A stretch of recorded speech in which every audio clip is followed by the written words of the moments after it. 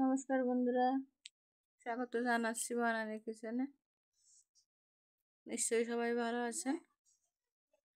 তো আজকে আমি চলে আসলাম একটা রেসিপি নিয়ে, শসা আর চিংড়ি মাছ। শসা আর চিংড়ি মাছ রান্না করবো আজকে। তো শসাগুলো আমার ঘেরের শসা। আমি আগে একটা ভিডিওতে শসা ক্ষেত দেখিয়েছিলাম। তো শসাগুলো বিক্রি করার পরে এরকম বড় বড় শসা থেকে যায়, আসলে বড়গুলো বিক্রি করা হয় না। তো এগুলো বাড়িতে নিয়ে আসি, আর অনেক লোকজনকে খেতে দিয়ে দিই, আর কিছু বাড়িয়ে রাখি খাওয়ার জন্য। আজকে আমি শসা দিয়ে তরকারি রান্না করব। তো এই চিংড়ি মাছগুলো নিয়ে নিলাম, শসার তরকারি করব সেজন্য। তো শসা আমি এখন ছেলে নিচ্ছি। এই শসাটা আমি এভাবে ছেলে মাঝখান থেকে কেটে নেব। আর যেহেতু এটা বড় শসা, এই জন্য বিচি হয়ে গেছে একটু বড় বড়। তো এই বিচিগুলো কিন্তু ফেলে নিতে হবে, নাহলে কিন্তু ভালো হবে না। তরকারির ভিতরে বেশি বেশি লাগবে। তো এগুলো আমি হাত দিয়ে ফেলে দিচ্ছি, আপনারা চামচের সাহায্যে ফেলে দিতে পারেন। এই যে বিচিগুলো ফেলার পরে এই যে এইভাবে ফেলতে হবে। এখন কোনো বিচি নেই, কিন্তু আমি যে আর একটা পাহাড়ও আছে, আমি ওটা কিন্তু এইভাবে বিচিগুলো ফেলে নেব।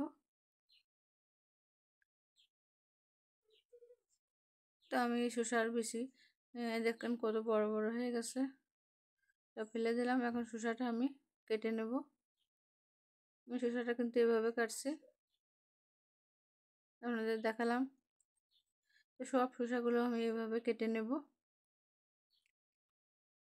তো আমার শসাগুলো কিন্তু এখন সব কাটা হয়ে গেছে, কেটে আমি ধুয়ে পরিষ্কার করে নিয়েছি। যে এখন এই চিংড়ি মাছগুলো দিয়ে আমি রান্না করব। তো আগে চুলোটা আমি জ্বালিয়ে নেব। চুলোটা জ্বালিয়ে কড়াইটা বসিয়ে দিলাম। আর এখন কড়াইতে তেল দিয়ে দিলাম হালকা একটু। তেলটা গরম হয়ে গেছে, এখন আমি চিংড়ি মাছগুলো দিয়ে দিলাম। চিংড়ি মাছগুলো দিয়ে এখন আমি এই চিংড়ি মাছের ভিতরে একটু লবণ আর একটু হলুদ দেব। লবণ আর হলুদ দিয়ে চিংড়ি মাছটা হালকা একটু ভেজে নেব। চিংড়ি মাছগুলো আমি নেড়ে ছেড়ে হালকা করে একটু ভেজে নিয়েছি। এখন আমি যে শসাগুলো কেটে রেখেছিলাম সেইগুলো দিয়ে দেবো চিংড়ি মাছের ভিতর। আর এই শসা আর চিংড়ি মাছ গুলো কিন্তু আমি ভালো করে ভেজে নেব। আসলে শসার কিন্তু একটা গন্ধ আছে, যত সুন্দর করে ভাজবেন গন্ধটা কিন্তু আর থাকবে না। এই জন্য শসাটা ভালো করে একটু ভেজে নেবেন, তাহলে কিন্তু শসার কোনো গন্ধই থাকবে না। তো আমি এই শসাগুলো আগে এখন সুন্দর করে একটু ভেজে নিচ্ছি।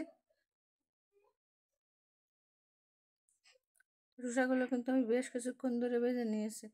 এখন এর ভিতরে আমি দিয়ে দেবো একটু হলুদ। হলুদ দিয়ে আমি আর একটু নেড়ে ছেড়ে শসাটা ভেজে নেব।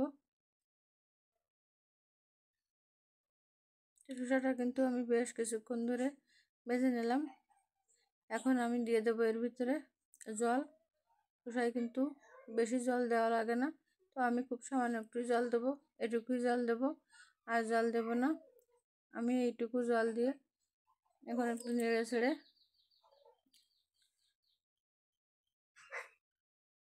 শসার সাথে ভালো করে নেড়ে ছেড়ে নিলাম। এখন এর ভিতরে আমি দিয়ে দেবো একটু লবণ।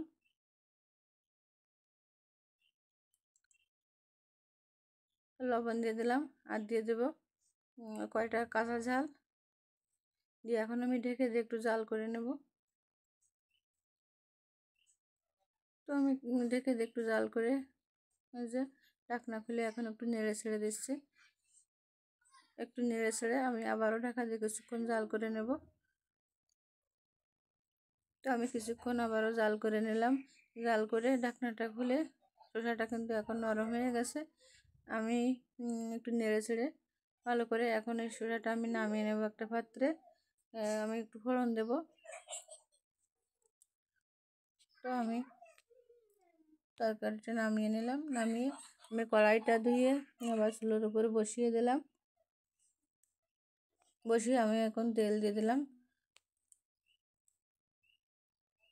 তেল দিয়ে জিরে আর তেজপাতা ফোড়ন দিলাম। ফোড়ন দিয়ে আমি আবারও শসার যে তরকারিটা ওইটা আমি তেলের আর এই তেজপাতা উপর ঢেলে দিলাম। ঢেলে দিয়ে আমি একটু নেড়ে ছেড়ে দিচ্ছি। নেড়ে ছেড়ে আমি কিন্তু আবার একটু ঢেকে দেবো। আমার শসা কিন্তু নরম হয়ে গেছে। আর এইভাবে কিন্তু একটু নেড়ে ছেড়ে শসাটা রান্না করবেন, তাহলে খেতেও কিন্তু স্বাদ লাগবে। তো আমি আরও কিছুক্ষণ জাল করে এখন ঢাকনা খুলে এখন কিন্তু আমার তরকারিটা প্রায় শেষের দিকে। এই অবস্থায় আমি এখন দিয়ে দেবো এর ভিতরে জিরে গুঁড়ো আর একটু ধনে গুঁড়ো। তো জিরে আর ধনে গুঁড়োটা দিলে হয় কি, শসার ভিতরে যে একটা গন্ধ আসে, যেহেতু আমি ভেজে নিয়েছি অনেকটাই কমে গেছে। আর এই জিরে আর ধনে গুঁড়োটা দিলে খুব সুন্দর একটা সেন্ট হয়, কোনো শসার কোনো গন্ধই বের হয় না। তো খেতেও কিন্তু খুব সুন্দর হয়। তো আমি ধনে আর জিরে গুঁড়োটা দিয়ে ভালো করে নেড়ে ছেড়ে নিলাম। এখন এটা আমি নামিয়ে নেব। তো নামিয়ে নিলাম। আমার এই শসা চিংড়ি মাছের রেসিপি আপনাদের কেমন লাগলো কমেন্টে জানাবেন। আর আমার চ্যানেলটিকে সাবস্ক্রাইব করে আমার পাশে থাকবেন।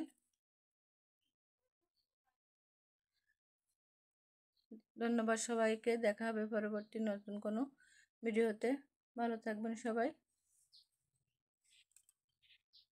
টাটা সবাইকে।